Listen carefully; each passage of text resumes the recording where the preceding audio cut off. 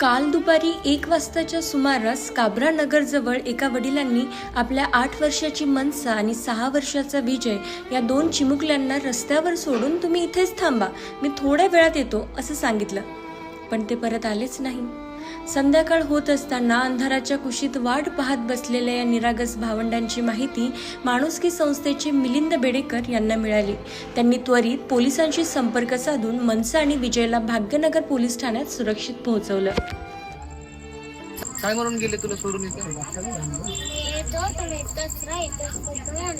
तुम्ही इथे किती वाजल्यापासून थांबले? 1 का 2 वाजल्यापासून थांबले का तुम्ही?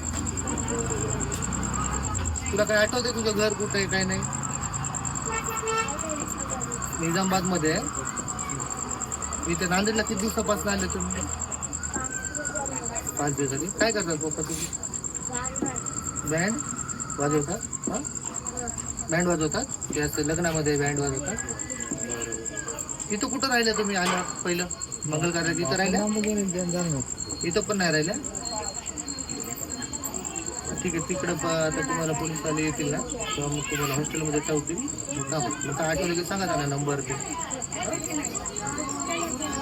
हॉस्टेलमध्ये राहता ना? मग कुठं राहता? मम्मी पप्पाकडे जाता? मम्मी पप्पाकडे जाता? जाते? मम्मी काय करते तू? काय करायचं माहित नाही.